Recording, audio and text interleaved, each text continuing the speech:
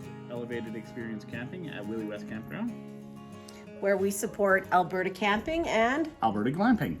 And today we're going to talk to you about something called Small Business Bootcamp. But before we get into the details, as always, we start with our quote for today, which is... Yep, today is give me 6 hours to chop down a tree, and I'll spend the first 4 hours sharpening my axe. And that's by Abraham Lincoln. And the fun fact I'm going to do is about small businesses, and that small businesses actually comprise 98% of all Canadian companies.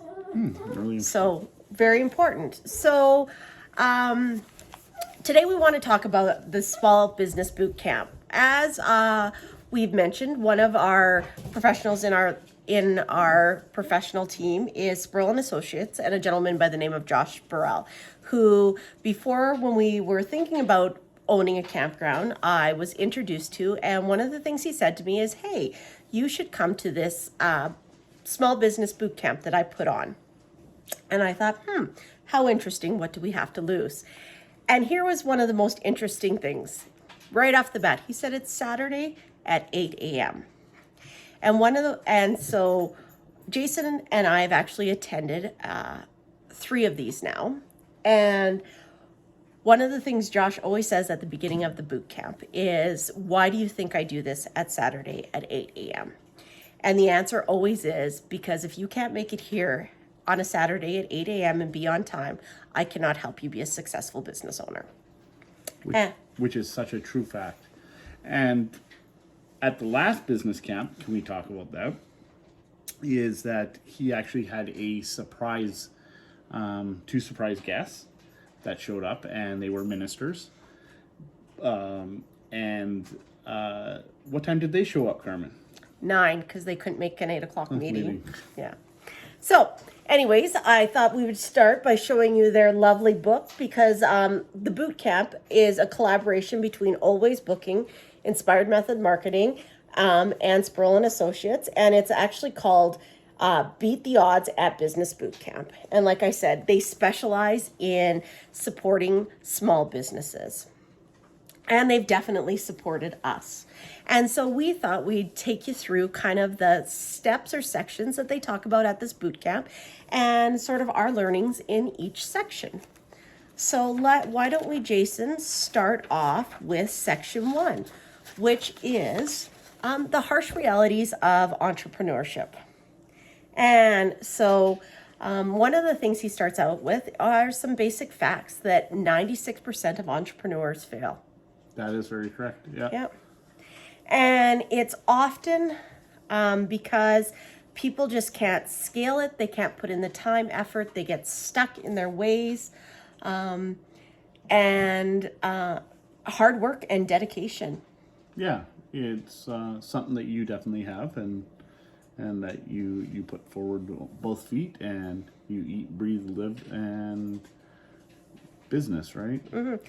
And it's really about understanding how to scale your business, and that's one of the things he talks about, the hardship. And one of the things that I always loved when we've gotten to know Josh as one of our professional team members is that he is a CPA, and a very good CPA. And one of the things that always resonated with me is he said to us that he actually only spends about 10% of his actual job doing CPA related activities. And he's like, because I'm good at that. So he said, if I did 100% of my job doing that I'm good at, and, literally can do with my eyes closed, then I'm not of any benefit to you. He's like, the other 90% is me working on being creative and innovative and finding out ways and different strategies for your businesses to become successful. And I thought, how true. A lot of us, once we get good at something, we almost stop. We're like, we're good at that. That's it. But that's not how you grow and become better. And so that really was something that I was excited about, to hear that, my accountant actually is so confident in his accounting skills that he doesn't have to put all his effort into that. So he can actually help us, or he has other people that do the That's- bulk of that work so that he can work and strategize on the stuff that is going to make my business more effective, more efficient, more profitable. Yeah, he has a really good team behind him, and it's always been it always goes to show, right? Absolutely. One of the cool things that Josh does right off the get go is makes the people write down your goals, 3 of your goals, and then he tells you, gives you a few minutes to write down those goals, and you write them down, and you're like, oh, I want to make $1,000 this month. I want to have a staff of 15 people, and say, what was one of my original goals? I want to have a 4-day work week. Gotcha. So then he goes through some of the myths of how you should not have a 4-day work week and only work in it will be a 6-day work week and starts at 5 o'clock in the morning.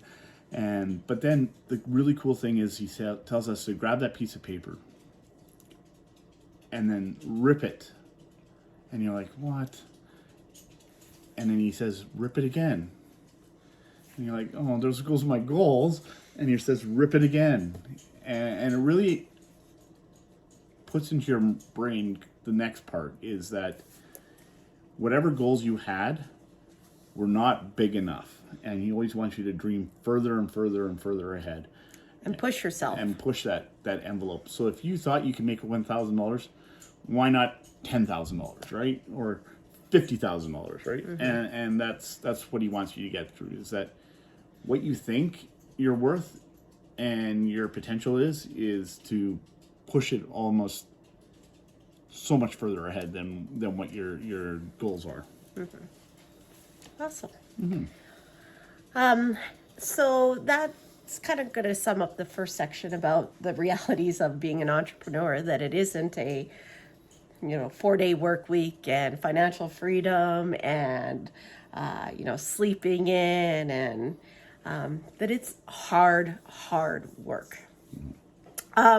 Section 2 is they talk about scheduling success and scaling with checklists.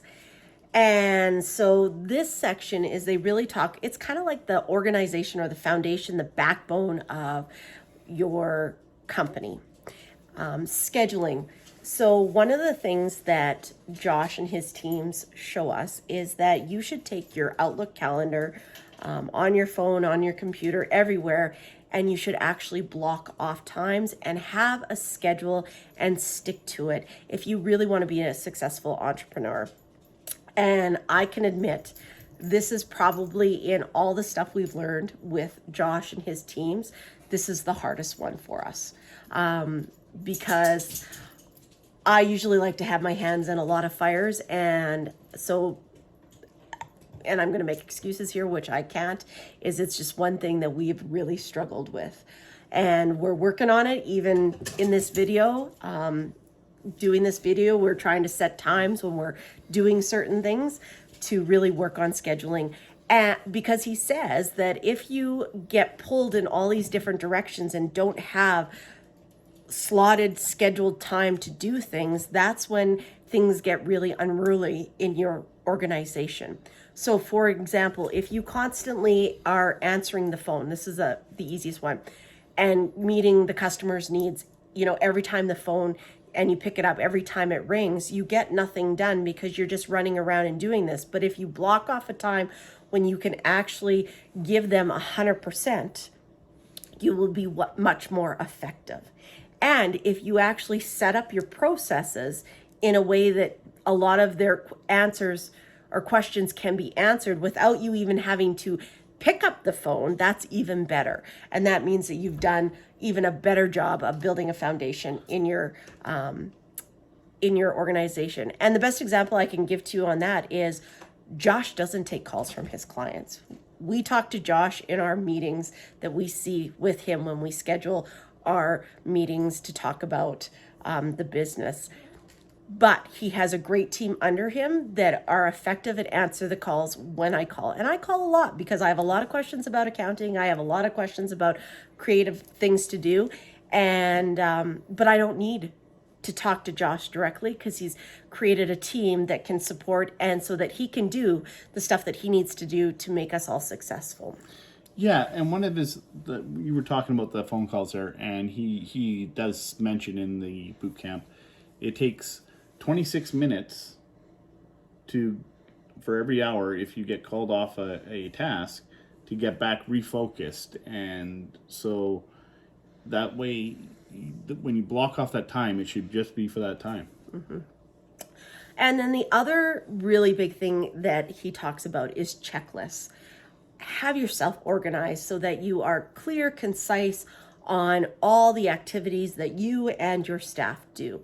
And that actually, we have learned the success in that. Great example we can give that we took that to heart and really did a good job with is we employ people with disabilities, and we created they actually support the maintenance work at the campground as well as a few other things like the selling of ice cream sales and our pancake breakfast. And we made a very clear checklist for them on what their role was from the time that they got to the campground till the time that they left. And I can tell you that, once we got into the groove of things, they knew to come in, grab their checklist, and they were off like a well-oiled machine.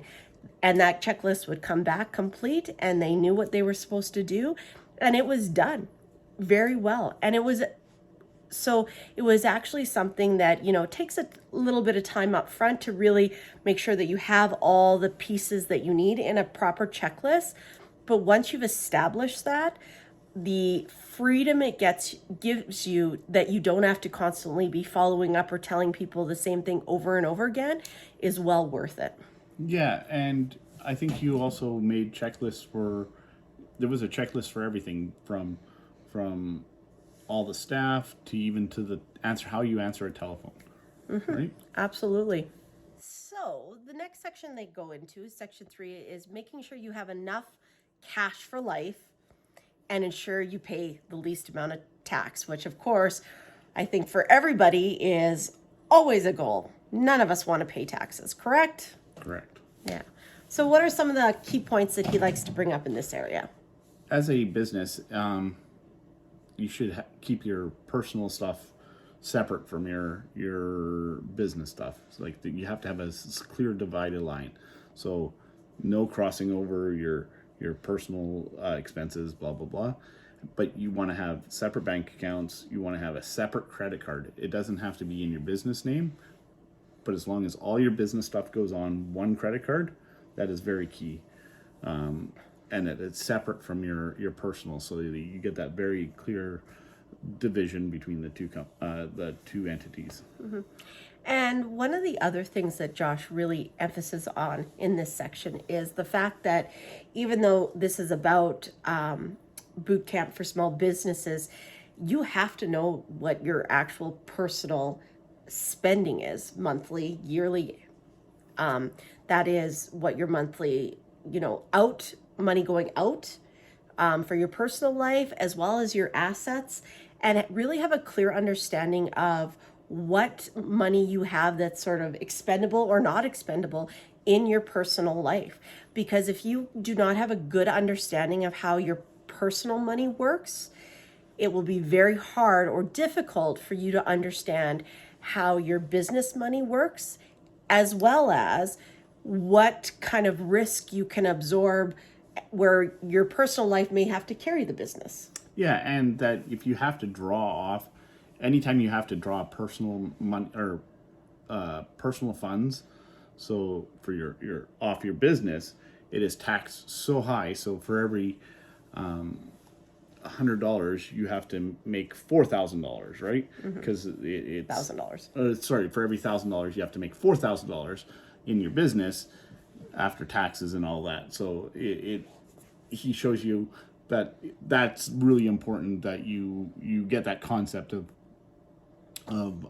how hard you have to work in your business if you want to draw from it for your personal life. And that's why it's really important as a new entrepreneur or a business owner to understand what your spending habits are in your personal life, to understand, can I, is my business viable enough that I either can afford to draw money when $1,000, but I have to make 4,000, or do I have enough in my personal life that we do not have to draw on the company if it's not necessary? Yeah, because it's always that everybody thinks that, oh, you make 1,000 in your business, that you can take that $1,000 out, and that's just not the way it works, right? No. So. And I think for us, one of the things I think it really opens your eyes, because I think we had a good idea of where our money in and out is, but it also shows you kind of where maybe you could tighten the purse strings a little bit, where you're like, oh, we do actually spend a little bit more money on that than we should.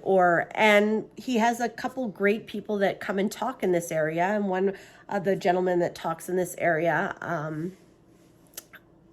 talks about how his wife really broke down she's a stay-at-home mom, so she had a bit of an advantage, but how she did deal shopping, and she would break down their meal plans to a dollar amount just so that they could save money so he could really grow his business. And I thought, wow, that was inspiring. And it really talks about, again, how owning a business, you have to have dedication in other areas to make yourself successful. Yeah, for sure.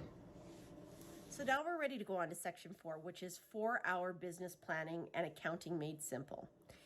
And so one of the things that the team talks about at this boot camp is that business owners who complete a business plan are 50% more likely to succeed. Doesn't even have to be a great business plan, but the fact that you took the time and effort to sort of outline what your business plan is helps your success rate. And a lot of people don't realize this, that a business plan is really a living document. You should review it at minimum annually, because it should always change and morph. It's a living document that will grow with your business. Mm-hmm. The other thing that I think is really important in this area is to really understand and have a succinct mission statement. Mm-hmm. This is something that is the key of and the most important value and your differentiation factor of your business. So for example, for Jason and I owning a campground, Well, Jason does not own the campground. For Jason, no, it is supporting his wife owning a campground. One of our mission statement is to help people fall in love with the outdoors again. And that really sums up what we wanted to do, from that idea from beginner camper to experienced camper, from the person that wants to be left alone to being catered to. Whatever it is, we want you to be able to come to our campground and again, fall in love with the outdoors again, in whatever capacity that is. Yeah. And then he also gets into revenue streams, right? Where most people think there's 50... The more you have, the more successful. Yeah, so, but really all those revenue streams get broken down into a maximum of 3 usually. And usually it's less than that, but there's usually 3 revenue streams. So like with Carmen's campground, it's actually campsites and retail. So, and then everything else can be fit into those 2 slots. So he really makes it that simple to think. You can see what your cost per transaction is, or your, how many with every campsite and reservation comes in, right? So we are on now to section 5, which is our second last section, which is small businesses and marketing strategies that actually work. Yeah, so I'm going to talk about this a little bit. Trevor from Inspired Method Marketing is sometimes I think, with Trevor, that's all I can say. But you know what? Everything that he does is proven to work, through YouTube videos to the exact way that like most people, I was a firm believer, you set up a business or a website, you freaking just get automatic followers and you just get out there. And he reined me in, or reined Carmen in for sure. And because I was always pushing him to say, hey, we need this website. And really, the website is one of the last things you need. You need to get followers first before anybody will even see your website. And that's key. So one of the cool things that Trevor does is a one sheet. And a one sheet is basically a labeled diagram. Here, I got a few examples here. So this one, it has check marks on what stuff you do really good, and then you have check marks that are or examples of your competitors, and maybe that they don't do, or what they don't do that sets you apart from them. That's the power hour, guys. And then this is ours. So Carmen has we have all these great green ones. And then this is what the competition doesn't have. Yeah, and so we broke ours up down into most provincial campgrounds and then most independent or private campgrounds. And then we have at the top usually has your no-brainer offer. I'm not going to get into that because that's a little bit of a secret when you get in there and talk to these guys. It is life-changing, that no-brainer offer, and if you really need to get in touch with Trevor or Josh and check them out and listen to their spiel, because once you hear that, it really makes sense. It makes sense. But again, it's just some great, and they follow your guidelines and colors, and they also made our brochures, so they're very thought out, and everything is well planned. And hey, when you're doing Alberta camping, you might as well come to Elevated Experience Camping, where you can do Alberta glamping also. We have currently 2 sites, and we're going to have 4 this year. So just as a heads up, that's our campground. Mm-hmm. All right. But yeah, just to kind of continue on what you said, is it's a whole package marketing. It's not just a website. And like you had mentioned, the website is actually quite far down the list. And I'm actually going to go back to Trevor's kind of one sheet to kind of say, like, he kind of shows you these cogs on his, and it's really about Google Places first. You really have to start with getting your stuff out on Google. Google kind of runs the world in the media area and business area. Start your YouTube channel. You have to start that. It's things that you think are less meaningful actually have the most bang for your buck. Yeah, so we don't want to get too much into this, but if you don't complete each one of these cogs, they don't turn, right? So if you don't do your My Business Google, which is the simplest, everybody should be doing that for your business. You should own your business. And when we say own your business, you own that name, and make sure your address is on that, so you have a physical location. If you don't, it really doesn't matter if you have it. And Josh is famous for telling everybody his address. He's like, it really doesn't matter if it's his home address or not, because really it needs a physical location. So. Mm-hmm. And his point is, you can, because a lot of people will say, like, my business is out of my home and I don't want crazy people to show up at my home. And he's like, do you want 10,000 customers?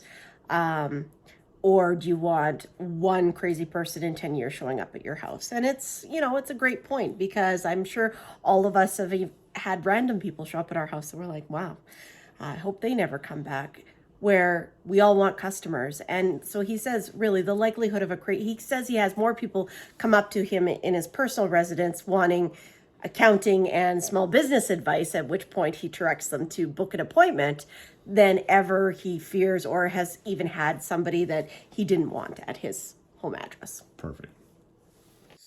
Hey, so Carmen, so what's with the last section here we're going to talk about? So the last section is the 4 pillars of effective sales presentation. So the first one would be building rapport, right? Yes. And so how we built rapport is when we found out we won and were awarded the campground was September of 2019.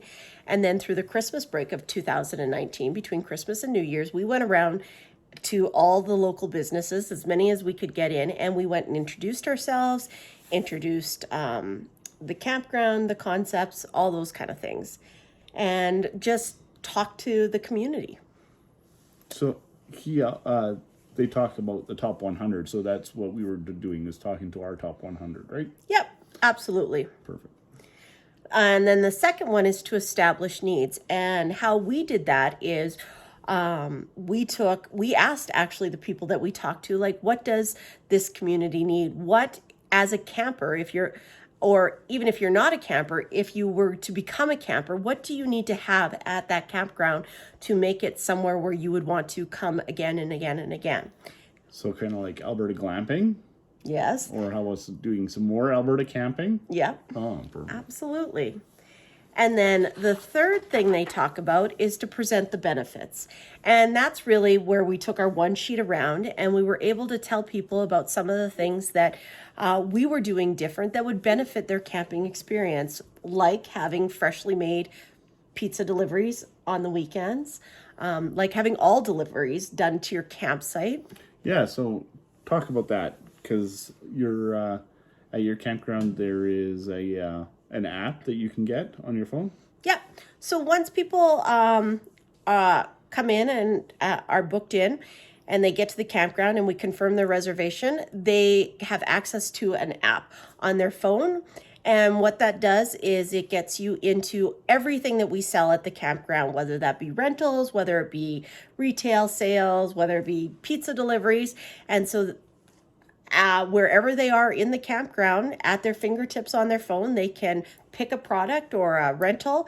They can purchase it. It will actually beep on our end, and we will pick it and deliver it right to their campsite. So you really never have to leave your enjoyable camp seat in your campsite if you don't want to. And so that was one of the things we talked about doing different down there too. And goat yoga was something that we were really promoting and saying is something different that we're doing, and that it's sort of that one kind of unique destination thing that not everyone does, and it's something that you would just get at our campground. And then the last thing they talk about is just kind of closing the sale. And so I think that's always a work in progress, but what we can say is that by doing these 3 steps to get to the 4th step, our 2020 camping season was quite well, and we increased our occupancy or our capacity of campers quite substantially over previous years that the campground had ever seen. That is correct, eh? Oh, that was good. Yeah. So that kind of concludes our presentation on the Beat the Odds at the Business Bootcamp. Yeah, it was a very short, this is an 8-hour event day, and it is tons of fun and wealth of information. And it's not something you can just do once. And I would even, Jason, like I said at this, we've gone 3 times and we've already bought our tickets for the 4th one, because as you move through your business and your success and failures and turbulations and all that, every time you take it, Josh and his team is improving the boot camp, and you're getting new information, up-to-date information, and information that is current to the economy and situation that is present at that time that they're giving it, as well as because you're further into your business, you learn and take in what he says differently. Yes.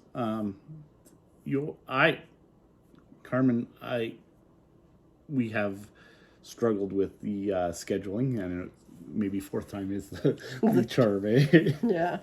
You know, we've gotten That section's our walk of shame. every time we're like, oh, but it is one of the most important sections. So Carmen is very working very hard at doing the blocking, and you know that's why I help her with these videos. And yeah, so on that note, my name is Jason. I'm Carmen. And we are with Elevated Experience Camping at Willey West Campground. And we do Alberta camping and Alberta Glamping. happy camping. Take care.